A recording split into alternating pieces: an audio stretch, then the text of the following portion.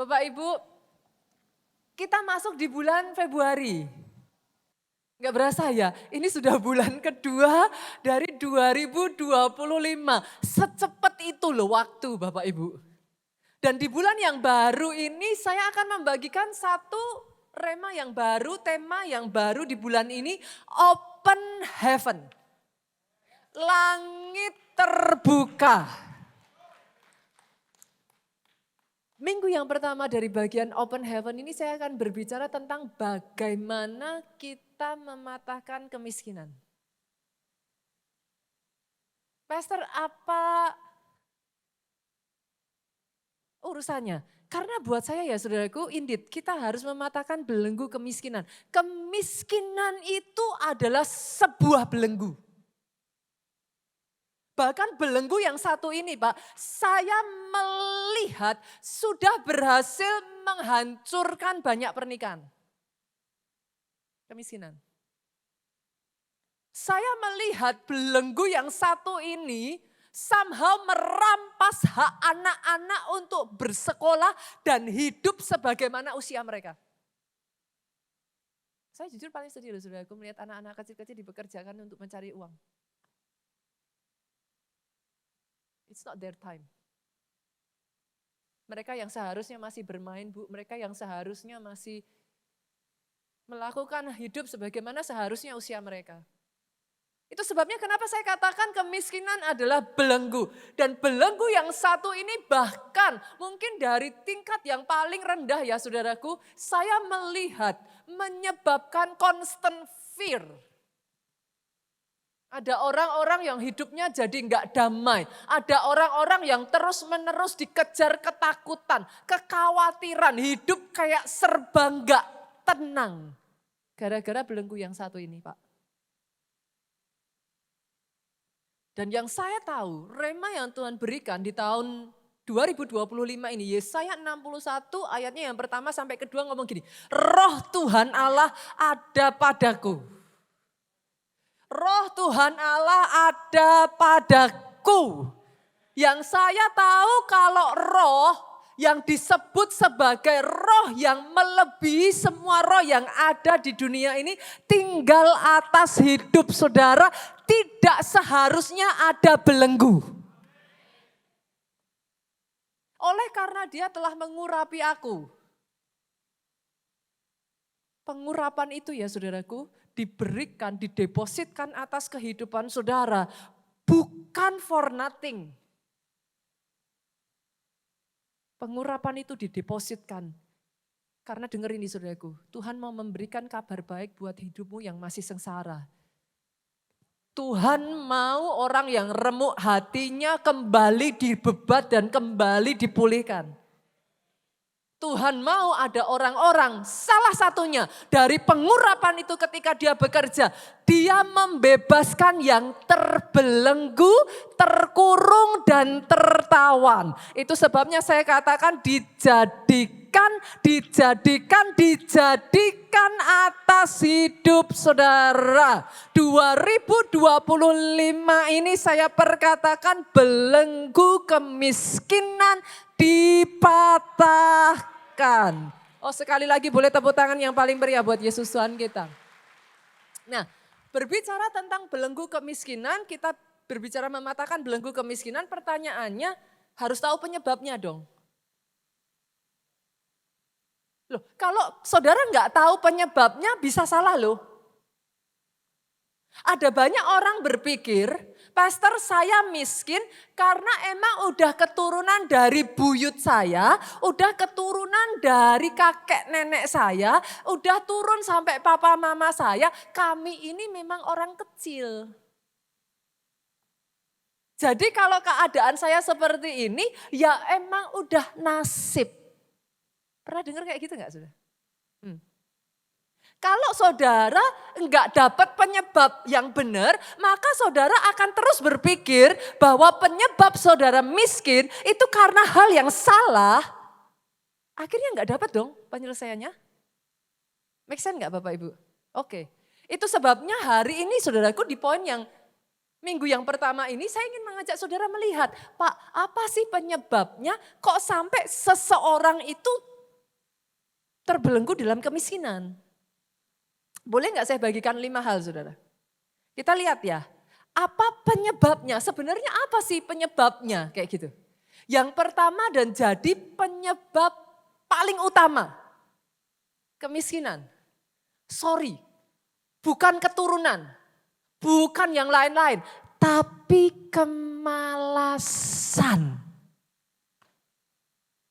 Ini tersangka nomor 1. Penyebab dari kemiskinan nomor 1. Dan boleh enggak saya ajak yuk, kita sama-sama bongkar modusnya yuk. Loh, karena kalau enggak dibongkar, saudara itu enggak ngerti. Saudara ngerasa selama ini ya tapi gimana pastor, saya enggak bisa ngalahin ini gitu. Ini punya modus, saudara. Tetapi dengar ini, saudara. Alkitab ngasih cara gimana sih kok bisa kemalasan bisa berujung menjadi kemiskinan. Apa yang terjadi? Apa yang dilakukan si kemalasan ini sampai-sampai dia membuat orang yang hidup di dalam kemalasan berujung menjadi miskin. Kita bongkar boleh? Kita lihat ya. Amsal pasalnya yang ke-20 ayat ke-4. Ini prosesnya kayak gini, saudara. Amsal ngomong kayak gini, pada musim dingin si pemalas tidak membajak. Yang namanya musim dingin itu selalu dikaitkan Pak dengan musim yang sukar. Musim di mana saudara itu harus berjuang, bekerja keras, kadang bahkan sendirian dalam melakukannya seolah-olah saudara nggak punya cukup kekuatan. Melawan dengan tenaga lebih besar, tapi hasilnya tidak seperti yang diharapkan. Action ya Bapak Ibu.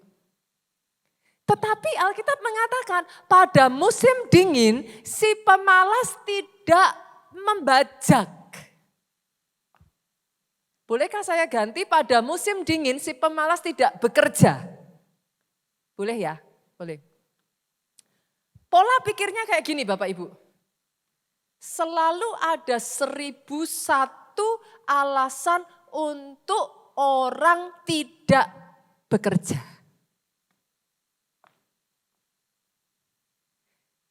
Saya masih ingat momen ketika saya ketemu dengan salah satu jemaat.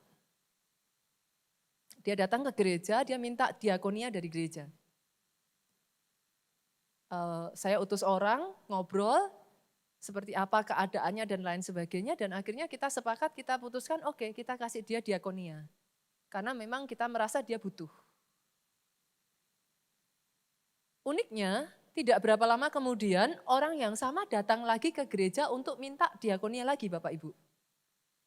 Bahkan belum dalam waktu 1 bulan berlalu. Akhirnya karena saya melihat hal itu, saya ngobrol lah dengan beberapa pengurus di gereja dan saya ngomong, kayaknya kalau kita kasih uang terus nggak akan cukup. Bagaimana kalau kita carikan pekerjaan aja? Nah, dengan cara demikian, dia nantinya bisa berdiri di atas kedua kakinya sendiri. Jadi instead of dari gereja kita kasih terus uang, kita bantu dia untuk bisa settle, kerja, sehingga akhirnya dia bisa hidup gitu. Akhirnya benar saudaraku, instead of kita kasih dia uang, kita bicara dengan beberapa pelayan Tuhan, orang-orang di gereja mengenai orang ini. Dan akhirnya ada salah satu pelayan Tuhan kita yang ngomong, oke, kasih ke kami aja gak apa-apa. Nanti saya bantu untuk orang ini bisa bekerja. Saya berpikir itu adalah good news gitu. Saya berpikir itu adalah good news, akhirnya kita panggil lagi nih orangnya, gitu. Kita panggil orangnya dan kita sampaikan, ini ada nih lowongan pekerjaan. Kita jelaskan definisi pekerjaannya apa-apa saja, kita jelaskan salary dan lain sebagainya. Kamu mulai kerja ya. Saya tuh berpikir saudara ketika kami melakukan itu, saya akan mendapat kayak terima kasih. Tapi tahukah saudara apa jawabannya? Pastor, pekerjaannya terlalu capek. Gajinya enggak seberapa. Saya lebih baik dapat uang diakonia dari gereja aja. Saudara bisa mengerti yang saya maksudkan? Ada 1001 alasan untuk tidak bekerja. Itu sebabnya hari ini saya mau membongkar kenapa saudaraku, jangan sampai saudaraku memberikan alasan yang salah sehingga saudara tidak pernah bisa keluar dari kemiskinan. Karena penyebabnya enggak ketemu. Saya berjumpa dengan orang-orang ya saudara, ini saya disclaimer dulu ya, karena setiap keadaan orang bisa berbeda ya Pak. Tapi saya berjumpa dengan orang-orang yang setiap kali ditanya, ayo kerja, jawabannya itu selalu loh saudara. Aduh gimana pastor nggak punya modal. Saudara pernah nggak dengar alasan seperti itu?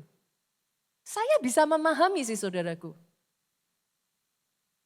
Saya berjumpa dengan sebagian orang lagi yang menyampaikan kepada saya, aduh pastor zaman sekarang keadaan udah susah, saya nggak ada koneksi. Apa saya bisa? Kayaknya nggak mungkin lah pastor. Buat saya yang itu masih nggak apa-apa sih saudara. Yang paling pengen saya cekik. Kalau ada orang tuh ngomong sama saya kayak gini, pastor tapi saya nggak tahu gimana caranya. Oh itu pengen saya cekik saudara. Saudara hidup di tahun berapa? Anak saya gara-gara lihat YouTube yang nggak bisa masak, bisa masak. Anak saya nggak perlu les saudaraku, hanya dengan buka YouTube dia bisa main gitar. Jadi kalau ada orang datang sama saya ngomong, nggak tahu caranya, itu saya pengen nyekik saudara. Terus YouTube-nya dibuka nonton apa? Saudara mengerti yang saya maksudkan? Asal ada kemauan zaman sekarang ini orang gak bisa jadi bisa. Masalahnya dengan ayat ini ngomong pemalas tidak membajak di musim dingin. Musim dingin itu musim yang gak enak. Musim dingin itu musim di mana saudara kerja keras tapi yang dihasilkan sedikit. Tapi ayat ini ngomong, itu pun tetaplah bekerja. Kenapa? Karena akan tiba waktunya musim menuai, kalau di musim dingin engkau tidak berjuang, engkau tidak bekerja, terlepas dari seberapapun hasilnya yang terjadi di musim menuai, tidak ada apa-apa. Itulah modusnya kemalasan, saudara. Saudara akan again and again menemukan 1001 alasan. Ini maafkan saya sekali lagi ya saudaraku, kenapa saya harus disclaimer gitu. Saya berjumpa bahkan saudara dengan ibu-ibu. Jangan do not mistaken me, maksudnya jangan salah mengerti ya saudaraku. Saya adalah orang yang sangat menghargai dan menghormati seorang ibu rumah tangga. Saya tahu saudaraku, itu pekerjaan yang gak gampang. Itu sesuatu yang perjuangannya berat. Gak gampang, I know it. Tapi ada momen-momen tertentu saya melihat ketika pasangan suami istri, mereka tidak bisa hidup hanya dari hasil sang suami, Pak. Di dalam kasus-kasus tertentu seperti ini, saudaraku, seluruh keluarga itu harus bangkit bersama-sama. Yang sepakat katakan amin. Kalau memang dari hasil suami tidak bisa, terus mau bagaimana? Saya tuh sampai ngomong karena si istri anaknya udah pada besar. Kalau tidak ada satu sikon tertentu, it's okay. Itu adalah satu pilihan hidup saudaraku. Tetapi ketika keadaan memaksakan saudara, saudara harus bertanggung jawab terhadap keluarga saudara. Tidak bisa Bu. Anak saudara harus makan. Dan tanggung jawab itu bukan milik tetangga saudara, bukan milik orang tua saudara, bukan milik orang lain, bukan milik gereja. Maafkan saya. Pastor kok keras? Yes. Setahu saya, the moment you choose to marry someone, ketika momen di mana saudara memilih menikah dan membangun keluarga, saudara bukan anak-anak lagi yang sepakat katakan amin. Saya berbicara hard truth ya, Bapak Ibu. Kalau kita nggak hati-hati, saudaraku, kemalasan akan membuat saudara mencari 1001 alasan untuk tidak bekerja. Dan maafkan saya, double favor bukan untuk orang yang malas. Barang siapa tidak bekerja, janganlah dia makan. Senggol kiri kanan katakan ayo bangkit, ayo bekerja, ayo berusaha, musim dingin sekalipun ayo bangkit. Kenapa saudaraku? Karena ada ayatnya, Mazmur 1 ayat 3, saya ajak saudara baca ya. Mazmur 1 ayat 3, ia seperti pohon yang ditanam di tepi aliran air, yang menghasilkan buahnya pada musimnya dan tidak layu daunnya. Apa saja yang diperbuatnya berhasil. Saudara bisa ngomong sama saya, Pastor, ayat ini berbicara tentang satu hal yang lain. Saya paham, saudara. Ayat ini berbicara tentang bagaimana orang yang mencintai Taurat Tuhan, firman Tuhan, merenungkannya siang dan malam. Ayat ini berbicara tentang orang yang tidak duduk bersama dengan kumpulan pencemooh. Sampai ayat yang ketiga ini mengatakan apa saja yang diperbuatnya berhasil. Tapi boleh enggak sih Bapak Ibu sekali waktu ini, saya ngambil satu kalimat ini, saya patahin nih.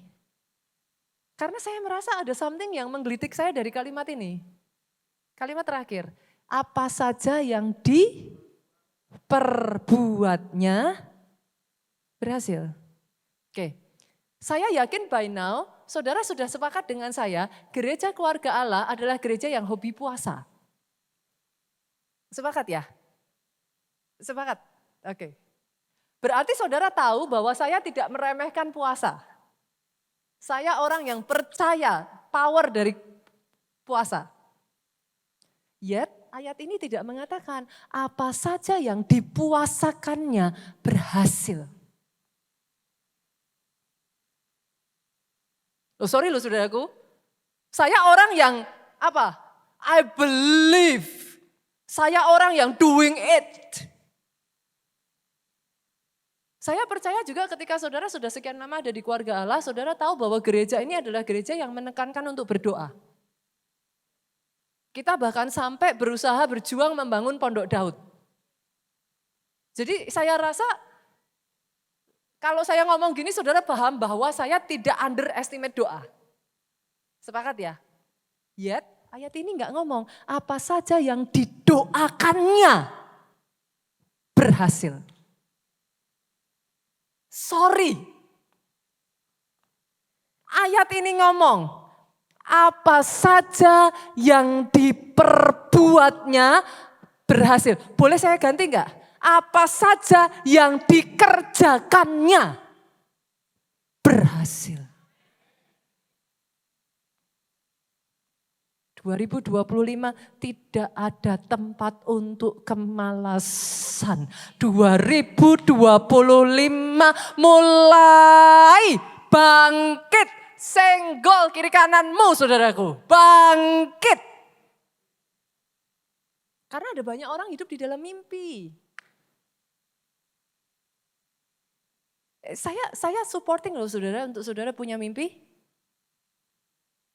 Tapi mimpi yang tidak dikerjakan hanya tinggal mimpi. Senggol lagi kiri kanan, bangun. Jangan mimpi terus. Bangun. Berdoanya jangan ditinggalkan, puasanya jangan ditinggalkan, but put feet. Tahukah saudara bahwa doa saudara itu bisa dikasih kaki dan bisa dikasih sepatu loh? Pastor, maksudnya gimana? Loh benar, saudara bisa taruh kaki, tuh doa saudara tuh bisa dikasih kaki, terus dikasih sepatu, terus dia jalan. Duk, duk, duk, duk, duk, duk, duk. Maksudnya gimana Pastor? Work on it. Kerjakan apa yang kau doakan. Maka tiba-tiba doamu berjalan menuju tempat visi dan tujuanmu berada. Aminnya boleh yang paling keras. Put faith upon your prayer. Let it work. Sehingga dia mencapai visimu. Sepakat Bapak Ibu? Boleh ya? Jadi kita belajar hari ini yang pertama. Penyebab kemalasan, penyebab kemiskinan.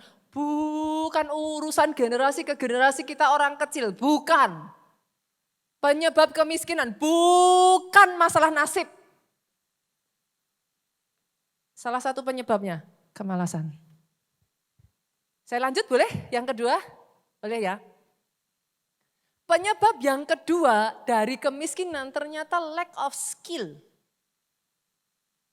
Enggak punya kemampuan, enggak punya skill Bapak Ibu. I assume, saya beranggapan, berasumsi bahwa semua orang di tempat ini bekerja ya Bapak Ibu.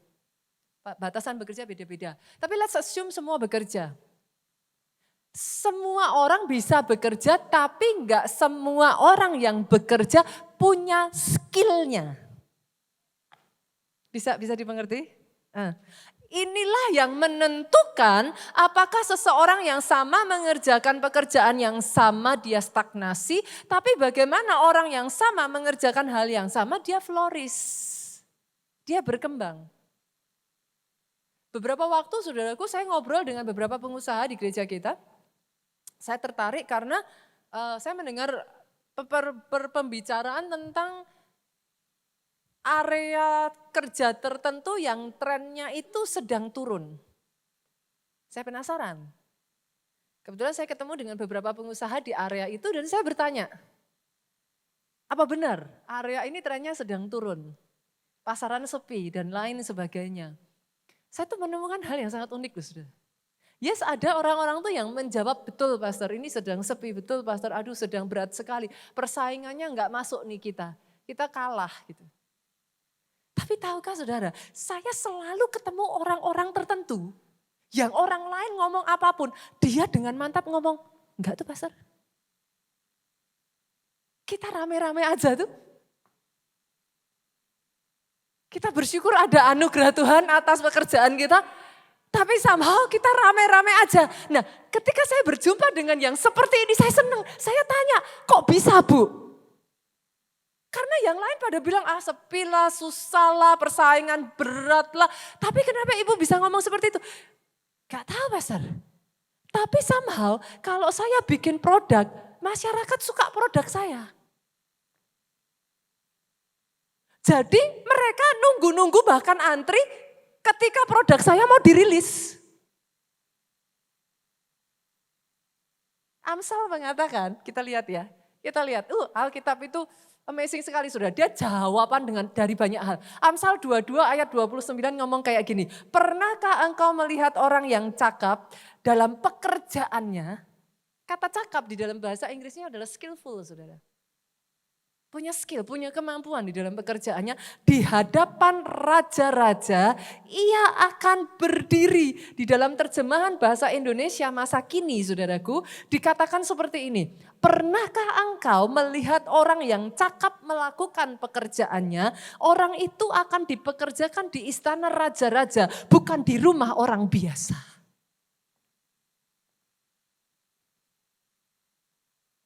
Masalah dari banyak orang ngejarnya uangnya. Boleh saya ngomong Bapak Ibu?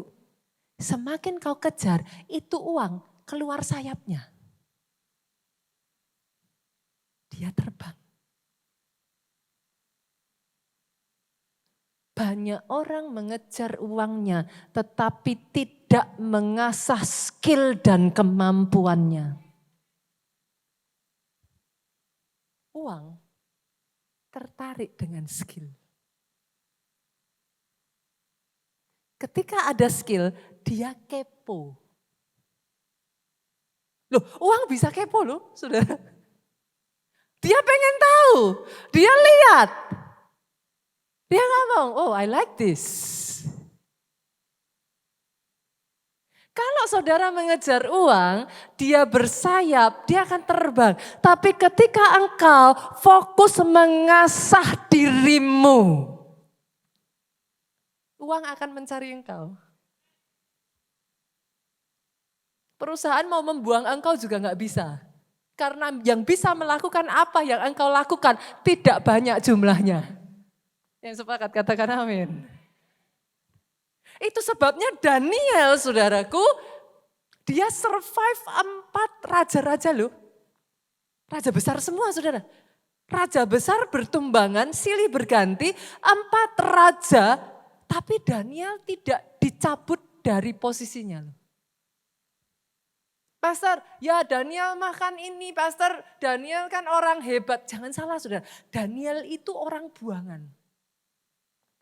Orang buangan kalau zaman itu kalau bukan hanya orang buang, Daniel itu budak, Pak.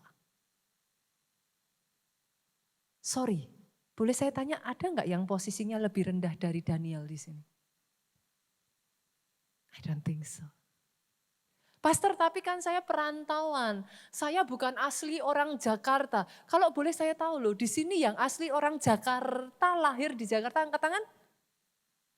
Coba saudara lihat sekeliling, buktikan perkataan saya. Angkat tangan, coba angkat tangan saudara, it's okay. Yang asli lahir dari Jakarta, di Jakarta ini. Oke, perhatikan ya saudara.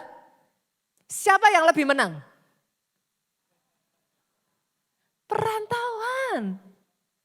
Hidup perantauan katanya saudara.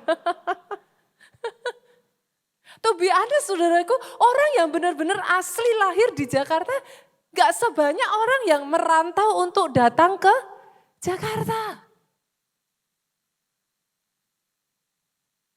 Tapi tahukah saudara yang membedakan Daniel, Alkitab mencatat, Daniel 10 kali lebih pandai daripada orang-orang bijak yang lain.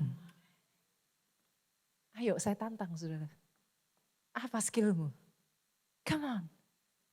Sama-sama masak, kalau orang lain bisa masak, apa yang membuat masakanmu berbeda?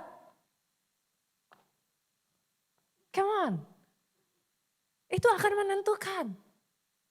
Sama-sama saudara mengerjakan pekerjaan saudara, what's the difference? Apa yang membuat engkau beda?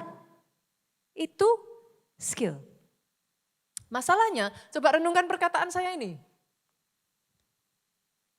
Seringkali sudah nggak punya skill, dikawinkan dengan poin yang pertama tadi, saudara. Itu combo, saudara. Paket combo, sudah nggak punya skill, disuruh belajar, jawabannya malas, Pastor. Saudara sekarang bisa melihat penyebab kemiskinan? Bukan karena engkau berasal dari keluarga apapun. Yes, of course, saya memahami saudaraku. Tentu saja kalau saudara disupport dengan support lebih, tapi nanti saya akan membicarakan tuh di belakang. Jangan salah. Saudara boleh terlahir dari keluarga kaya. Saudara boleh dapat modal besar. Nanti kita lihat, buktikan. Tapi kalau sudah nggak punya skill, masih malas. Udah kayak gitu ngomongnya, pertanyaannya aneh lagi sudah. Pastor, kenapa itu bukan orang Kristen kok berhasil? Saya tuh kadang bingung sudah. Hubungannya apa ya? Tolong pisahkan saudaraku. Coba lihat kiri kanan saudara, kakinya masih nginjak tanah enggak?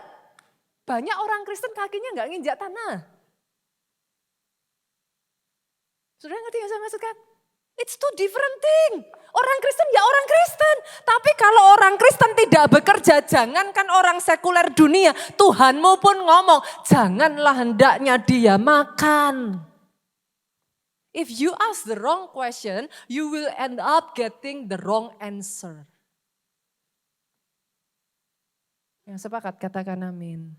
Doa saya justru di tempat ini karena saudara orang Kristen, saudara tahu ada DNA kebesaran yang Tuhan tanamkan di dalam diri saudara. Tuhanmu Tuhan yang lebih dari kreatif. Pernah ngelihat sama-sama burung aja dia gak ciptakan macamnya sama loh. Sama-sama bunga. Saya tuh kadang geli loh saudara ngelihat Tuhan. Sama-sama bunga lonceng, ada yang loncengnya gini, ada yang loncengnya gini, ada yang loncengnya gini. Sama-sama ikan ada loh yang pakai lipstik kayak gini. Loh pernah merhatiin enggak? Ada yang ikannya itu kayak ibu-ibu yang disanggul. Loh bener kan?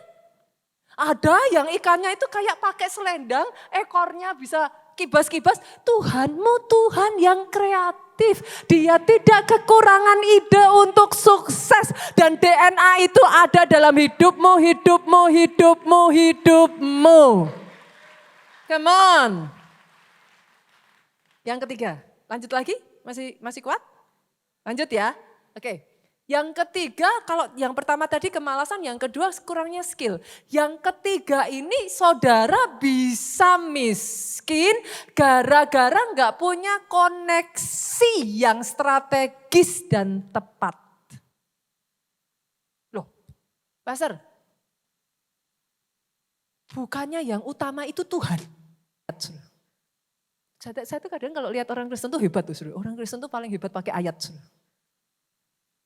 Tapi boleh nggak saya ajak saudara ngelihat ada cerita di dalam Alkitab yang ternyata orang bisa tetap di dalam keadaannya, dia tidak bisa sukses dan bangkit gara-gara nggak punya koneksi.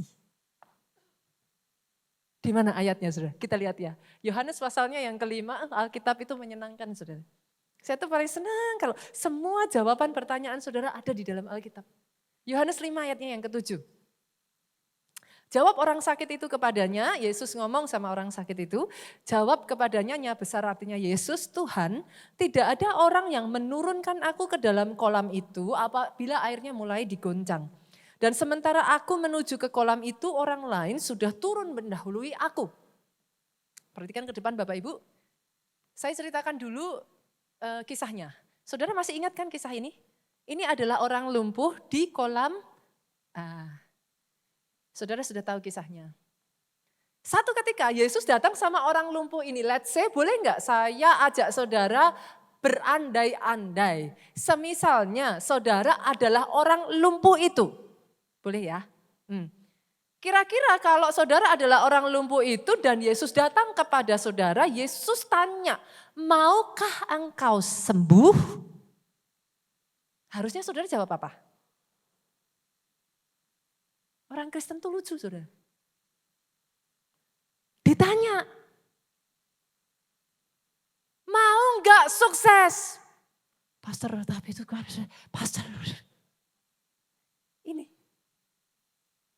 Ditanya sama Yesus, maukah engkau sembuh? Udah tuh nggak usah panjang lebar dijawab, mau. Titik. Dia jawab, Tuhan nggak ada orang yang menurunkan aku ke dalam kolam itu. Saya ganti sedikit boleh nggak kata-katanya? Orang ini tetap lumpuh karena nggak punya orang yang menolong dia.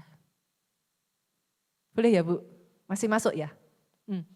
Saya ganti biar lebih keren bahasanya boleh?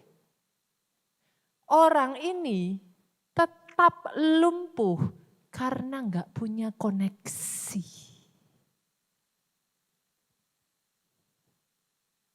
Betul, yang paling utama tetap Tuhan. Tapi tahukah saudara di dalam Alkitab, Tuhan pakai manusia untuk menolong loh. Masih ingat kisah Yusuf? Dia sampai ketemu Firaun, siapa yang promosiin? Juru minuman raja. Tuhan tidak berbisik kepada Firaun dan ngomong, Yusuf.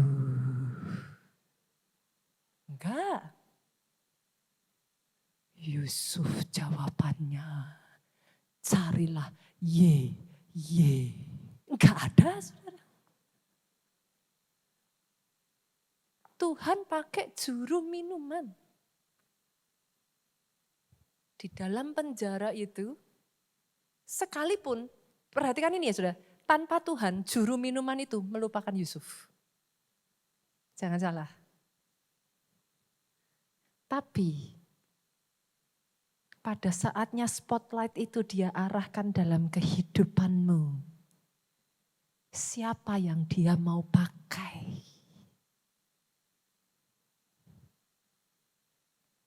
Kebayang gak sih saudaraku, combo nomor 3 ini ditambah dengan nomor 2 dan nomor 1 jadi apa ya saudara? Saya tuh ketemu dengan orang-orang yang udah gak punya skill. Dia males, saya ngomong setidaknya kamu punya koneksi. Jawabannya malu pastor. Itu saya benar-benar pengen tak ceki saudara. Sekarang saudara bisa melihat penyebabnya. Nah, tidak punya koneksi ternyata saudaraku bisa menyebabkan kemiskinan. Pastor, what should I do? Apa yang harus saya lakukan? Berharap kepada manusia jangan ya Bapak Ibu ya. Manusia terbatas. Juru minuman raja pun melupakan Yusuf. Berharap harus kepada Tuhan. Tapi yang pertama, bangun hubungan baik dengan semua orang. Karena ada banyak orang saya temui ya saudaraku, saudara hanya mau bergaul dengan orang tertentu. Ada banyak orang yang bahkan hanya baik kalau dia lihat orangnya kaya.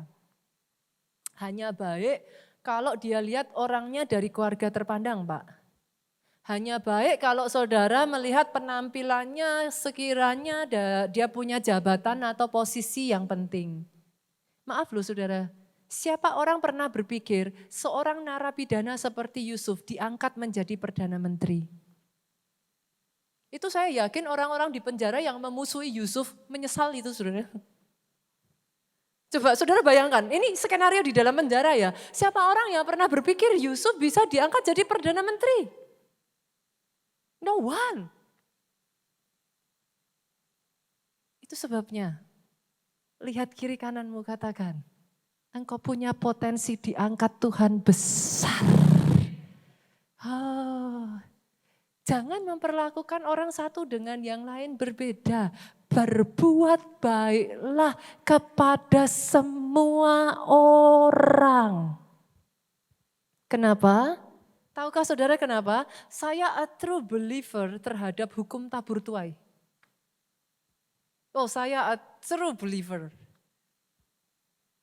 Saya orang yang percaya ya saudaraku. Hukum tabur tuai itu sepasti besok matahari pagi-pagi sudah terbit dan malam akan terbenam digantikan bulan dan bintang. It's a law. Tabur tuai itu law. Law itu nggak bisa dirubah, saudara. Dia udah hukumnya Tuhan. Itu sebabnya jangan pernah naik dengan cara menginjak orang yang di bawahmu. Karena hukum tabur tuai, saudara. Alkitab mengajarkan, kalau saudara tidak mau orang melakukan yang tidak baik, jangan lakukan yang tidak baik kepada orang lain. Apa yang kau ingin orang lakukan kepadamu, lakukanlah kepada orang itu. Kenapa? Karena yang mengerikan dari hukum tabur tuai, Bapak Ibu pernah ngelihat enggak benih itu ditabur? Pada saat dia ditabur, masa cuma keluar buah satu? Nah, ngeri kan Pak? Ngeri loh. Hukum tabur tuai itu ngeri. Saudara berkata, apa ya, kenapa kok saya bisa ngalami kayak gini? Saudara ingat loh, itu benih sebiji kecil ditabur, satu benih bisa hasilnya 30, 60, 100 kali lipat. Kalau saudara nabur yang baik, puji Tuhan, 30, 60, 100 kali lipat saudara yes. Nah kalau naburnya yang jelek, 30, 60, 100 kali lipat. Saudara bilang, kok bisa ya pastor? Kenapa saya nggak pernah sampai kayak gini? Karena dia punya anak, saudara. Sadari, mungkin bukan dari orang yang melakukan yang buruk, tapi one way or another, apa yang kau tabur, pasti kau tuai.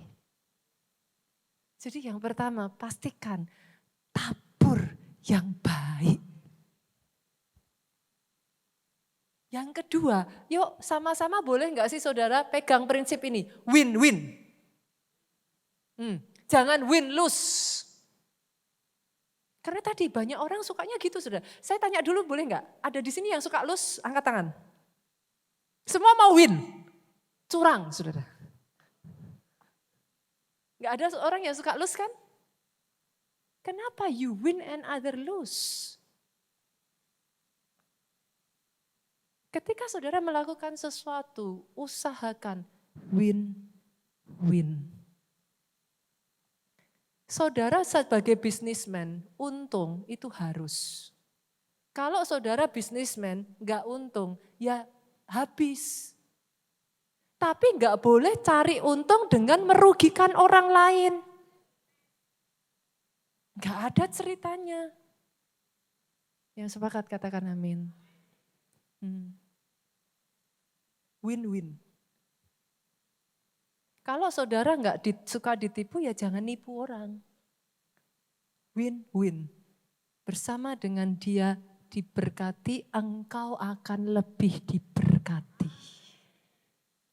Dan yang ketiga saudaraku, pastikan engkau membangun apa? Engkau dimentor atau engkau membangun satu hubungan koneksi yang strategis. Jangan pernah lupa ayat ini loh. Pergaulan yang buruk merusak kebiasaan yang baik. Hati-hati bergaul saudaraku.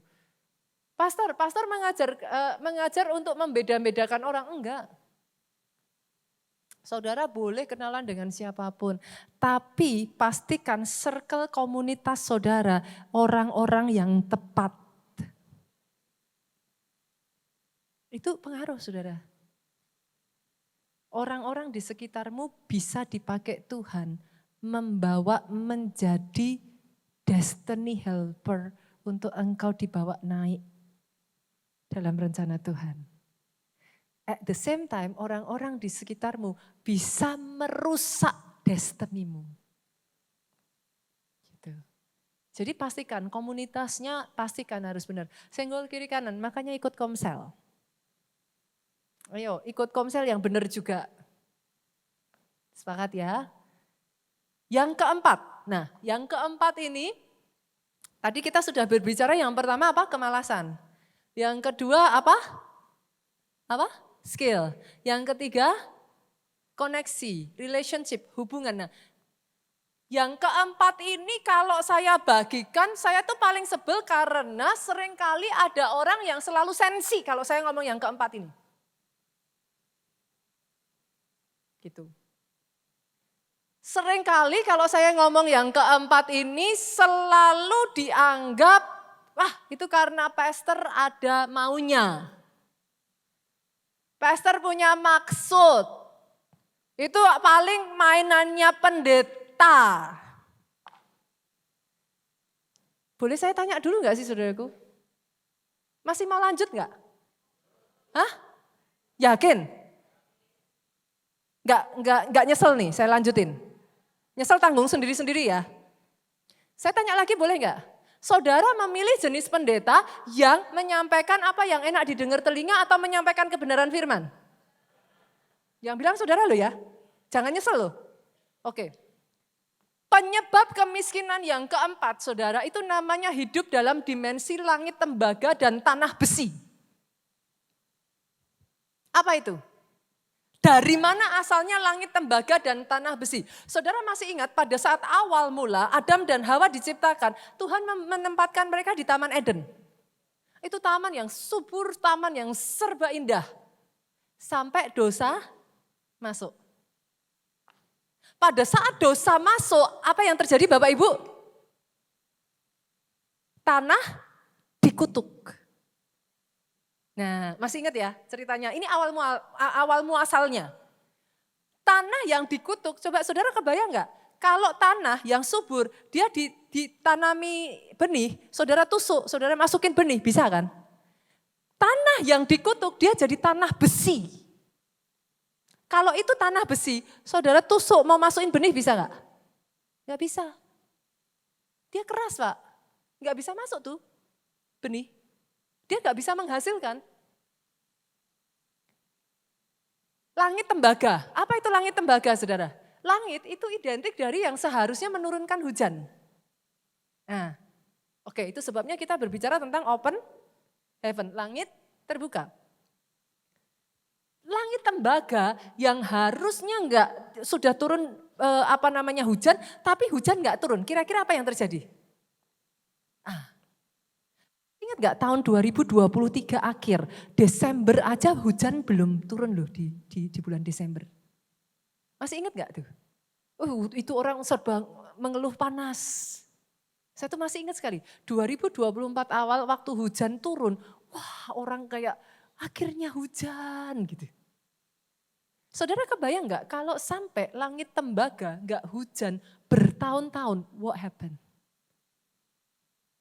Tanaman tidak menghasilkan.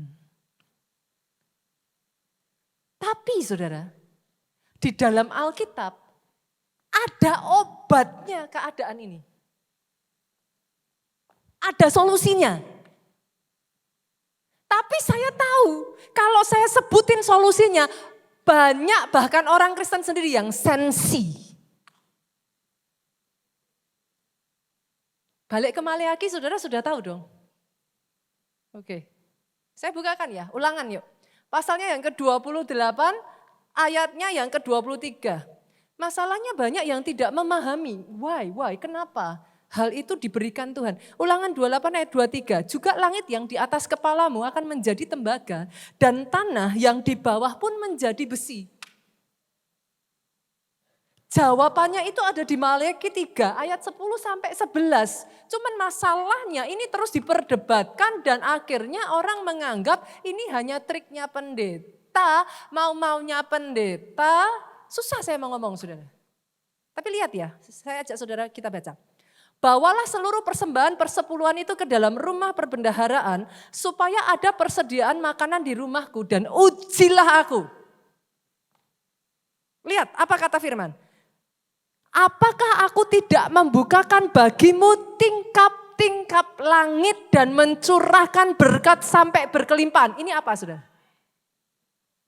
Ini langit tembaga saudara. Kita berbicara langit tembaga. A certain act be done. Dia menghancurkan langit tembaga. Lihat di bawahnya saudaraku. Apakah aku tidak membukakan bagimu tingkap langit dan mencurahkan berkat sampai berkelimpahan? Lanjut yuk. Ayo multimedia. Aku akan menghardik bagimu belalang pelahap supaya jangan dihabisinya hasil tanahmu. Supaya jangan pohon anggur di padang tidak berbuah bagimu. Firman Tuhan semesta alam. Ini apa artinya saudara? Tanah besi. Jadi baik langit maupun tanah itu diriset saudara. Saya paham kalau saya sudah berbicara tentang persepuluhan akan ada banyak pertanyaan. Ada sebagian yang menanyakan kepada saya, Pastor itu kan perjanjian lama. Perjanjian baru enggak ada. Boleh enggak sih saya minta saudara, kalau memang perjanjian lama enggak penting, di sini ada yang bawa Alkitab enggak? Buku. Dipotong boleh enggak? Oh jangan, lu katanya enggak penting. Berat tuh. Perjanjian lamanya potong aja, bawa perjanjian baru. Langsung dia gini. Kalau perjanjian lama enggak penting, ngapain saudara bawa-bawa terus? Potong, buang. Tapi Yesus sendiri mengatakan, aku datang tidak untuk menghapus menghapuskan perjanjian lama. Aku datang untuk menggenapinya. Kenapa perjanjian lama dibuang? There is a reason itu ada di sana, saudaraku. Number one. Yang kedua, siapa bilang gak ada di perjanjian baru? Baca ayatnya, saudara. Coba senggol kiri kanan, maafkan saudaraku, katakan, makanya baca Alkitab. Yang ngomong gak main-main loh, Yesus sendiri loh. Yang satu harus dilakukan, tetapi yang satunya lagi jangan dilupakan. Itu yang ngomong Yesus sendiri. Terakhir saya dengar lagi ada alasan berikutnya. Persepuluhan itu kan karena zaman dahulu. Orang Lewi tidak punya warisan. Yang lain-lain dapat warisan tanah, orang Lewi enggak dapat warisan. Betul, itu betul. Tapi jangan salah, masuk di perjanjian baru, itu sudah, posisinya sudah berubah. Tapi toh Yesus tetap mengatakan yang sama. Saya ada di dalam posisi jujur ya saudaraku, Alkitab yang saya percayai mengajarkan kepada saya untuk menghormati orang yang lebih tua dari saya. Saya tidak ada di sini untuk menyerang pendeta siapapun. Saya tidak ada di sini apalagi menyerang orang yang lebih tua dari saya. Certainly bukan itu yang saya percayai. Tapi saya berdoa ya saudaraku, jemaat di tempat ini saudara sudah pintar, yang sepakat katakan amin. Beside ya, kalau saudara ngomong sama saya, pastor saya nggak mau ngasih persepuluhan. Saya tanya boleh nggak sih saudara? Selama saudara berjemaat di sini, ada nggak yang sudah berjemaat di sini lebih dari 10 tahun, angkat tangan? 15 tahun? Ada tangan-tangan terangkat, 20 tahun? Masih ada tangan terangkat tinggi-tinggi. Oke, selama 20 tahun saudara berjemaat atau lebih dari 10 tahun, pernah nggak saya telepon? Halo ibu, maaf persepuluhannya sudah dikirim belum? Loh sorry saudaraku. Saya adalah seorang hamba Tuhan yang sangat mempercayai urusan persepuluhan, urusan memilih gereja adalah sesuatu yang sakral antara saudara dengan Tuhan, saudara. Tapi maafkan saya, sebagai hamba Tuhan saya tetap harus mengajarkan apa yang saya percaya kebenaran sesuai firman Tuhan. Yang sepakat boleh katakan amin yang paling keras. Kita kasih tepuk tangan yang paling meriah. Senggol kiri kanan tanya saudara, masih sayang pendetanya enggak? Yang kelima ya, ayo kita masuk yang terakhir. Nah ini yang saya sebut, buat saudara yang mengatakan penyebab kemiskinan enggak punya modal. Nih, yang kelima, penyebab kemiskinan yang terakhir saudara, mismanagement keuangan. Saudara pernah ingat kisahnya anak bungsu? Oke, pada saat dia meninggalkan orang tuanya Pak, ini anak bungsu udah minta warisan belum? Kaya dong, punya modal dong. Nah, harusnya pada saat dia kembali kepada orang tuanya, kalau memang penyebab kemiskinan adalah nggak punya modal, ini harusnya anak bungsu balik kepada papahnya dalam keadaan kaya dong. Yang sepakat katakan amin. Faktanya anak bungsu kembali ke papanya itu makan bungkil babi aja nggak punya uang loh Pak. Doa saya hari ini kita hapus ya saudara. Penyebab kemiskinan bukan karena keturunan, bukan karena nasib, bukan karena saudara nggak punya modal. Sepakat? Boleh? Make sense ya? Masuk akal ya? Oke. Mismanagement dimulai dari satu pemahaman yang simpel boleh Bapak Ibu. Jangan besar pasak daripada tiang. Oke? Saya dalam hal ini bersyukur karena suami saya adalah orang yang sangat aware terhadap financial wise, saudara. Pak Jo itu sudah mengajarkan anak-anak dasar keuangan dari mereka masih setelah mereka udah bisa baca tulis, itu sudah langsung diajarkan. Jadi sekitar usia 7 tahun, mereka udah mulai bisa lancar menulis, mereka udah mulai bisa membaca dengan baik. 7-8 tahun, ini Jen juga udah mulai, saudara. Diajarkan apa, Pastor? Simple, pembukuan. Kami akan pergi ke toko buku, terus dibelikan itu. Pengeluaran, pemasukan, simple, kecil, hal kecil aja. Jadi kayak mereka cuma dikasih uang saku, ditulis uang saku sekian. Nanti kalau ada pengeluaran, mereka hanya akan dikasih uang saku berikutnya dengan catatan itu pembukuan diisi dengan benar. Jadi setiap ada, seperti kemarin nih, gongsi-gongsi kan, mereka catat sudah. Lo kan dapat, maminya keluar, anaknya dapat sudah. Gongsi-gongsi, mereka catat, mereka tulis. Gitu. Nah, saya boleh bagikan level-levelnya enggak? Boleh ya? Saya tanya sama Jen, kamu kumpul uang banyak nih, buat apa? Dia langsung dengan bangga dan semangat. Uang Jen nanti kalau udah kekumpul, Jen mau beli ini, Jen mau beli itu, Jen mau beli yang ini, Jen mau beli yang itu. Dia bangga. Tapi tahukah saudara kenapa saya sebut dalam level yang terendah? Karena artinya visi saudara untuk mendapat uang adalah untuk dihabiskan. Jadi setiap kali dapat uang, habis. Lah kan visinya itu. Ngumpulin, beli. Ngumpulin, beli.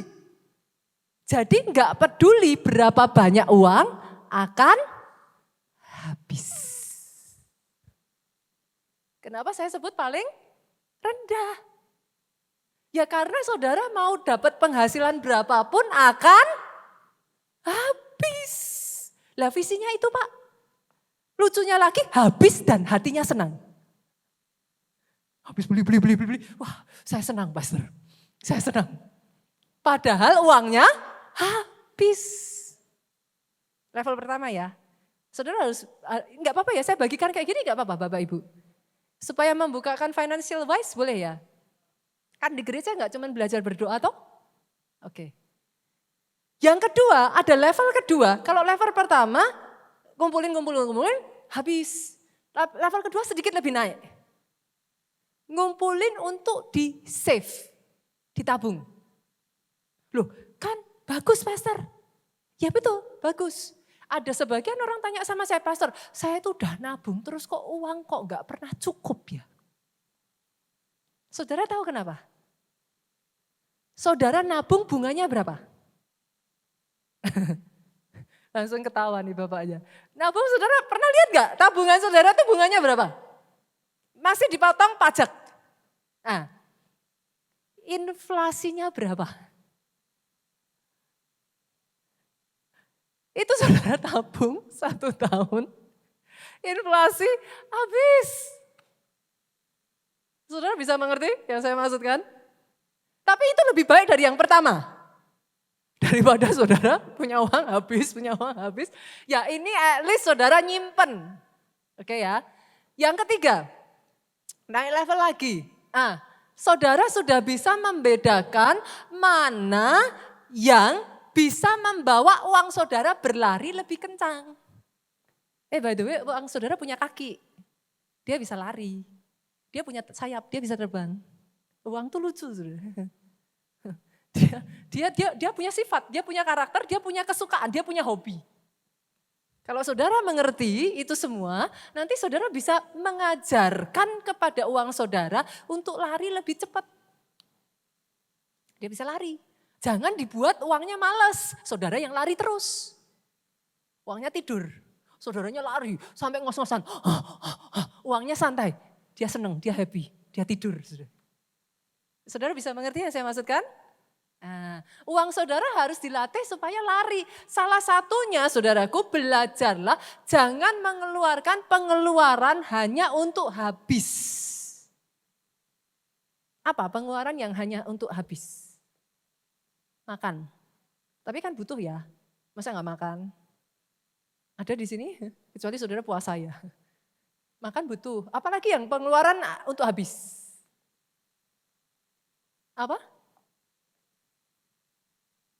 Tahukah saudara, ada beli mobil dan beli sepeda motor itu ada loh. Saudara baru beli, begitu dia keluar dari kebun, pagar, harganya turun 10-20%. Loh, harus wise, saudaraku harus ngerti. Saudara harus memahami itu. Ada pengeluaran yang dia nilainya akan naik. Salah satunya tanah. Apalagi emas. Saya tuh ingat tahun berapa ya, saya lupa tahunnya, tapi saya ingat. Saya waktu itu pernah jual emas 1 kilo, itu cuma 280 juta. Itu tahun berapa saya lupa. Kebayang nggak saudara, sekarang emas berapa? 1,5, hampir bahkan lebih ya, 1,5 M 1 kilo. Saya tuh ingat-ingat itu tuh saya, wow 280 juta, sekarang sudah 1,5 M. Jadi ada yang kalau saudara beli, dia akan naik. Bedakan emas yang itu dengan yang saudara pakai. Itu beda. Ibu-ibu, oke, Ibu pastor bilang, katanya emas. Saya banyak-banyak beli perhiasan. Kalau itu saudara jual, beda ceritanya saudara. Mengerti ya? Ini boleh gak apa-apa? Hal seperti ini dibicarakan di gereja? Oke ya? Oke. Jadi saudara harus bisa memahami, harus bisa mengerti saudaraku. Yang keempat, level keempat, punya visi. Banyak orang yang sampai seringkali ya saudaraku, kadang udah penghasilan 3 digit, ratusan juta. Tapi karena enggak punya visi, endingnya habis. Dia somehow nggak tahu aja what to do gitu. Kalau dia kaya ya what to do. Kaya ya cuman taunya happy-happy. Kaya taunya cuman foya-foya. Kaya santai-santai.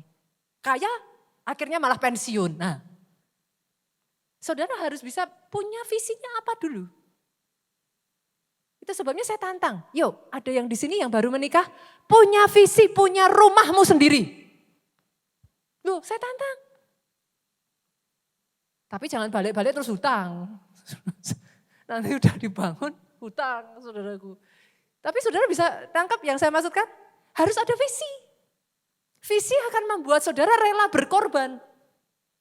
Rela menghemat, rela menentukan budgetnya, rela saudara berjuang lebih keras, saudara punya semangat, sepakat dengan kedua suami istri.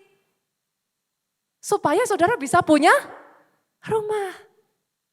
Harus ada visinya saudaraku. Tidak boleh hidup tanpa visi. Tanpa visi umatku binasa. Ini hal-hal simpel ya saudara. 5 penyebab ya. Saya pengen tanya saudaraku, kira-kira kalau hal seperti ini diajarkan kayak kita adain kayak seminar seperti ini di gereja itu, saudara tertarik enggak sih? Hah? Tertarik ya? Saya pikir di gereja saudara cuma tertarik yang rohani. Enggak, karena saudara menghadapi zaman yang seperti ini, saudaraku. Saudara harus dibekali, saudara harus siap. Kalau tidak, saudara kalah bersaing. Akhirnya orang Kristen cinta Tuhan sungguh-sungguh, tapi saudara tidak bisa survive seperti itu. Berapa banyak yang mau tahun ini katakan belenggu kemiskinan, double favor Tuhan kerjakan atas hidup saudara, sejahtera, sehat, sukses, bahagia. Tepuk tangan boleh yang paling meriah.